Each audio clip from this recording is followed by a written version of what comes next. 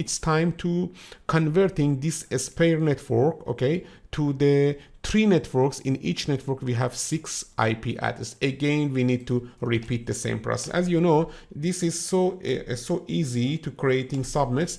Only you need to repeat the process. If you want, you can use some calculators about the subnetting, but this is not a good choice for learning, okay? After learning, in practical working, you can use the calculators, but for now it's better, it's mandatory that it's necessary to subnetting to subnet yourself, because you need to learn it. You will use this subnetting in your scenarios, in your exam, in your interviews. Because of that, you need to learn the subnetting.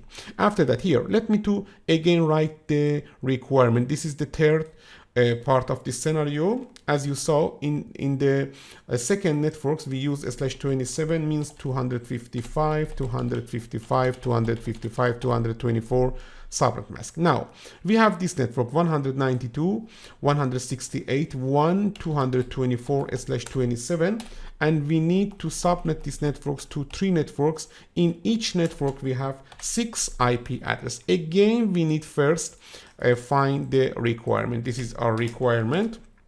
We need 3 subnets, okay, and each subnet should have 6 hosts, and the 2 to the power of s should be greater than 3, s should be greater than or equal to the 2, 2 to the power of h minus 2 should be greater than 6. Because of that, okay, we need for example a minimum 3 bits for host. Because of that, finally we need 5 bits for this calculation, and also we have 5 bits. Why?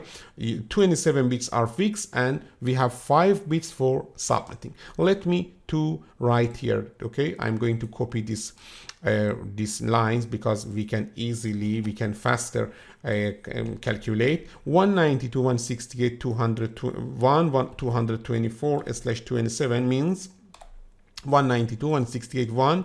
Again here 111, and after that we have 5 bits for hosts. Okay, now I'm going to convert these 5 bits to 3 bits for subnet. Okay, look at it, 2 bits for subnet. Here we have 2 bits for subnet, and after that 3 bits for the host, because we need 2 bits for subnet and 3 bits for host. That's it. This means that we are converting one network with /27 to the, for example, 4 networks. In each network we have /29. This is /29. Look at here, we have 29 bits of the network and subnets. So easy. This means that the subnet mask is the 255, 255, 248, okay, 248, 255, 255, 255, 248. This means /29. If you want, you can calculate it. 111 plus 1 plus 1 equals to 248. Again, we need to do the same process. Let me to write here. I'm going to copy these lines, okay. After that we can paste them here. Let me to show you. This is our scenario, and in this scenario, okay, we can start the calculation. 192, 168. You know that we need to use the four states of the SS. SS can be 00, 01, 10, and 11. Here we are changing these two SS, okay. 192, 168, 1. These 3 bits are fixed. Let me to fix them, okay. Here these 3 bits are fixed. 224 is fixed, okay. We can change it, but here now we have 2 bits of the subnets, 00 and then 01, and then for example 10 and then 11. This is our networks, and here let me to change them again. Here 11, 11, and then 11. Okay, don't forget you can't change these values. These are fixed, but here we have 00, 01, 10, again 11. That's it. Okay, very good. /29, /29, /29, and finally here /29. Let me to calculate them. 192, 168, 1, 224 /29, 29. This is the first networks. In the second network, we need to add 224 to the 8. The result is 232, and here 224 it should be added to the 16, and the result is 240. And finally, this is the 240, the third network. Here 224 should be added to the 16 plus 8. The result is 248. Okay, 248. That's it. /29/29/29/29. Okay, for the broadcast address, again we have the same process.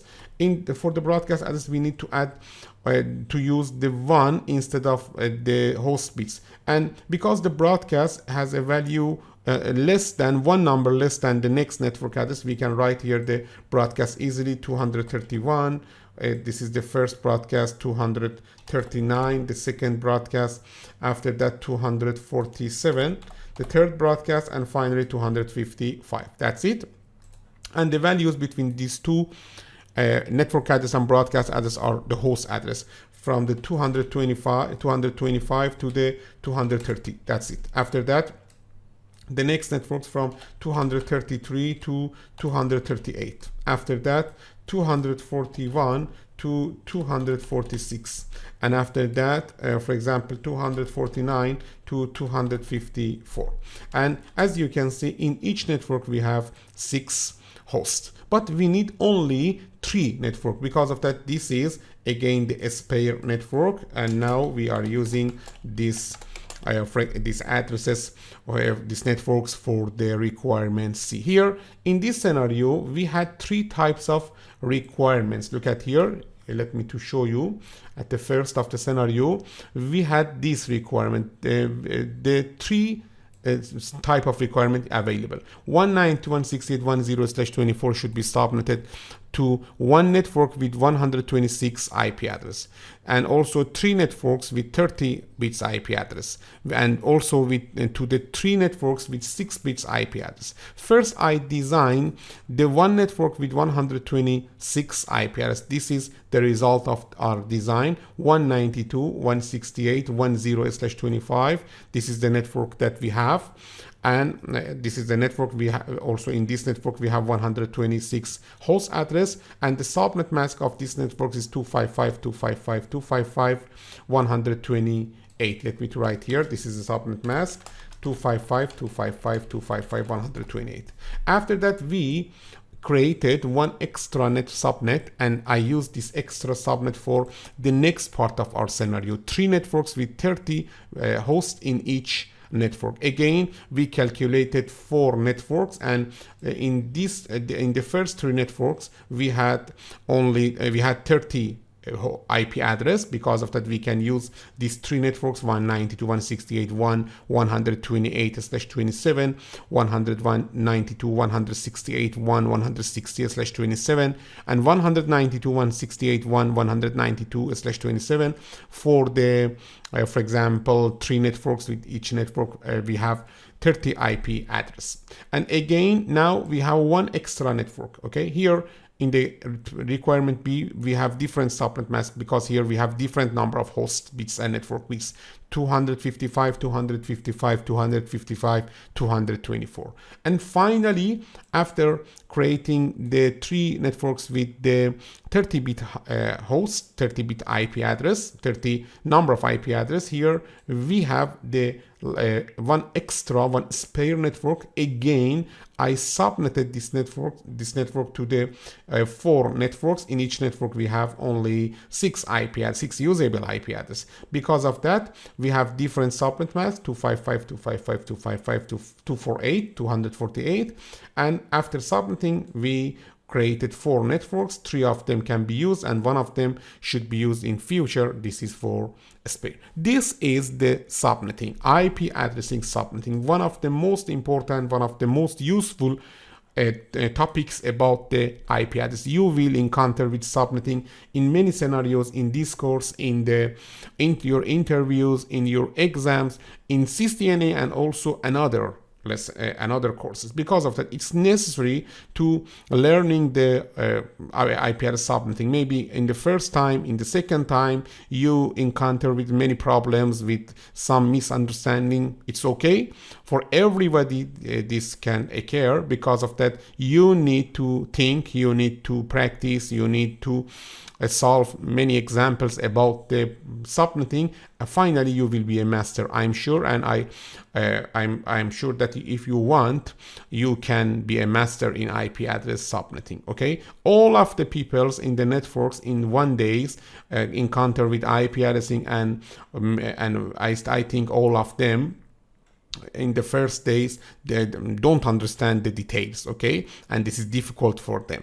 But after some practicing, they learn about the IP addressing and IP address subnetting. Okay, in the next video again I'm going to talk about the subnetting and also IP addressing, but not from the design view, from the operational view. Okay, because of that, it's necessary first reviewing this video and configuring the examples I configured, I design in this video. After that, please come with me to the next video. Again, we will talk about the IP address subnetting, but from a operational view. You will better understand how we can use, how in which scenarios we can use this subnetting. But don't forget that if you want to learn many things and all of the topics about the IP addressing and subnetting, you need to complete this course, because in many scenarios, in many lessons, you will use the IP addressing and also subnetting, and finally you will be a master in using the for example, IP addressing, subnetting, subnet mask, or other features about the subnetting. Very good. In the next video, I'm going to talk about again IP address, but from the operational view.